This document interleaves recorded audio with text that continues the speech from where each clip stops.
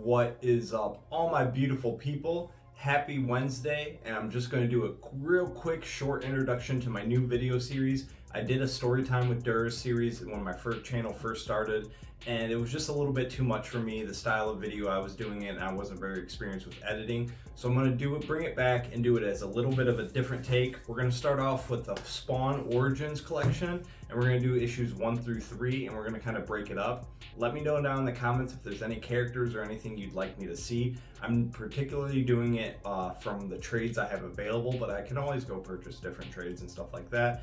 So just let me know if you like this style of format. I will have an introduction video in every single one, but other than that, I'm not going to be on camera. It's just going to be me talking, flashing the images I have over the screen, and just talking about the story and what's going on.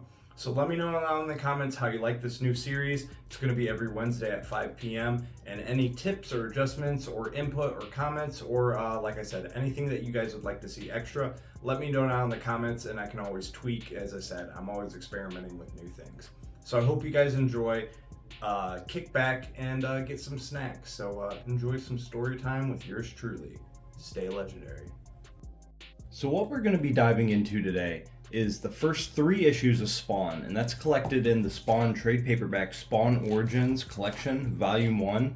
And this is stories, pencils, and inks by Todd McFarlane, lettering by Tom Orzowski, colors Steve Olive, Ruben Rude, and Alloptics, covers Todd McFarlane, and then the trade paperback covers that you might see are from Greg Capullo. This first issue dropped in May 1992. So I was 2 years old when this came out, so I had no idea what comics were or anything, so I didn't find out about Spawn until I was like about 7 or 8. So here is you're going to see the cover image for the first issue, and then it's going to open up with this image of space and kind of the planet Earth, and it is going to say, "I don't belong, not here, not now, I have to get back there.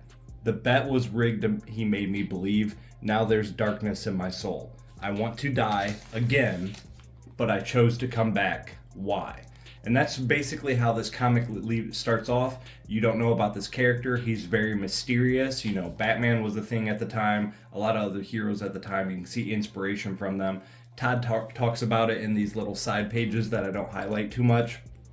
But it is in this collection, and he does talk about like inspirations and stuff that he got from other characters.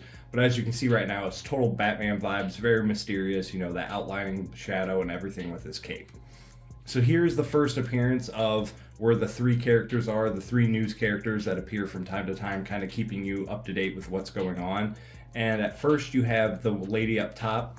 She is going to be kind of your main person. That's going to be kind of your normal day-to-day news that you would switch onto the TV and find.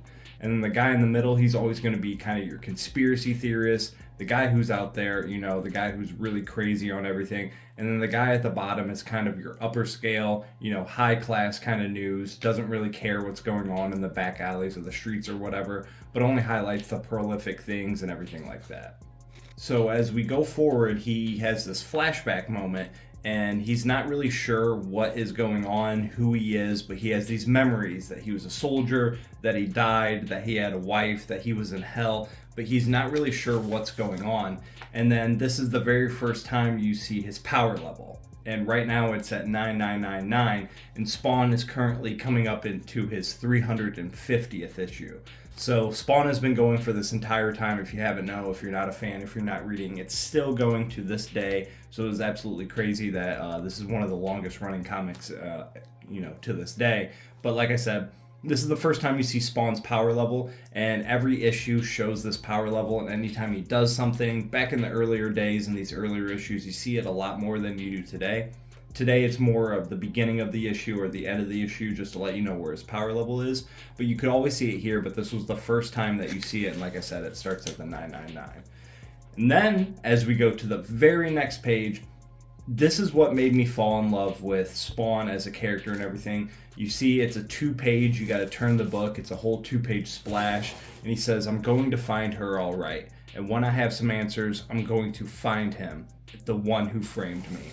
And like I said, the Spawn issue with him as Santa, with all the presents and stuff, that was the first cover that really drew me to Spawn as a character and wanted me to start reading it. And then of course I started at the number 1, but as I was reading through this issue, this 2-page spread was really what captivated me on McFarlane's artwork and the whole story and the whole character. So as we go to the next page, we see two of my other favorite characters, Sam and Twitch. As right now, it being the first issue, at the time, I didn't really know who they were, but they're cops, they're more street level detectives and stuff like that. And I really love these characters and what they bring to the story. And like I said, you get that detective aspect. They really kind of don't know what's going on with the supernatural theme or whatever. And they don't know about Spawn, you know, all these demons and stuff that's going on. They find out later on, of course, but like I said, they are definitely some of my favorite characters. So as we skip a couple pages, he gets in this little quick little skirmish in the alley. And basically it's a 1-page thing where he gets rid of these bad guys that are trying to rob a girl. And he's going to, you know, he goes over to her and says, they're gone, you don't need to be afraid. And she's, you know, she's freaking out, don't know what he is or whatever. And then he goes, no, not again. And then he gets another one of these flashbacks moments where you see Wanda, his wife, and everything that's going on, his funeral and everything. And then he wakes up and he's in this chick's arms. She says, hey, come on, it's all right, it's all over now. Basically having one of those flashback moments. As Spawn says, she's so beautiful, but who is she? Why do I keep? And then he says, God, no. She's my wife. I have a wife, but I can't remember anything else. And then he starts pulling off this mask, and then this is where we get the full view of Spawn. My face felt like, Jesus, what am I? And you can see all the burns and all the scabs and everything, and all his skin is gone and stuff like that. Then it cuts to our first thing of kind of Malboja and what's going on in hell and why he's in this situation. And that's where it leads off of the first issue, and then the next issue is The Violator. So here we got the cover image for issue number 2 done by McFarlane. And then that kind of flows into the first page and our first glimpse of the Clown, aka the Violator, who's another one of my favorite characters and one of my favorite villains in any comic book character.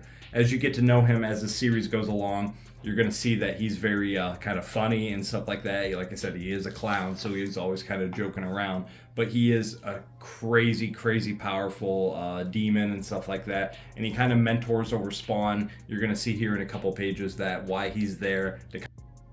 So here we got our first look of what the Clown or Violator actually looks like, as he busts through this door, grabs this dude and says, your boss is unavailable. But he did say he wanted you to join him tonight. And then it cuts to another thing where he says, night night boys. And here's another example in issue 2 of why I absolutely fell in love with this comic as a kid. I was a big time horror kind of kid and stuff like that. I was into like horror movies, you know, Jason, Michael Myers, Freddy, all those old 90s slasher films. And I didn't really want to start reading comics with like Spider-Man or Superman or something like that. So this, at the time, you know, like I said, I was 8 or 9 years old when I found Spawn and this character, but this artwork, the violence and the gore and everything about that was right up my alley. So here's another example of why this comic just really stood out to me. So now it cuts back to Spawn, and he's on top of the church chilling, and he's trying to figure out the full extent of his powers. And as we see before, he doesn't have any skin, his flesh is all messed up. So he tries to transform back into a human form, and he's like, oh my God, no, geez, no, come on, work, you know, not again, this can't be, I'm a black man. And as, like I said, for the time, this being the early 90s, this is where we find out that he's actually, you know, an African-American man, and he is actually white when he tries to transform back. Kind of a sick joke, stuff like that. Can't control his powers, can't really do what they need him to do. So he's basically trying to figure out how to be normal and be human and stuff like that. So as we're doing that, bam, he gets hit with another flashback, and then that's our first kind of breakdown of Jason Wynn, and that's who the one that was the president that said you would take care of me, be his mentor. That's the one that trained him, you know, taught him how to kill and everything while he was in the army. And then boom, he blacks out again, falls off the church, and that's where we're left. So when he comes to, who's there to greet him? It's none other than Clown, the Violator. And then that's when he starts talking about how powerful he is, because, you know, he's in this clown form. Spawn probably thinks he can just take him, and he's basically saying that he can tear his spine out of his ribs, rip his head off, play soccer with it, do whatever he needs to do with it. And that's when he finds out that that's the Spawn. And he's like, the Spawn? And he's like, yeah, I know, not like Salmon or nothing, but like a hell spawn, get it? And basically kind of saying he's there and what Spawn whole purpose and what his meaning for is there. And then as Spawn's walking away, basically telling him that he doesn't have time for him, Violator transform and says, have a heart. And then that's where we're left with that, and it is the Spawn versus the true Violator.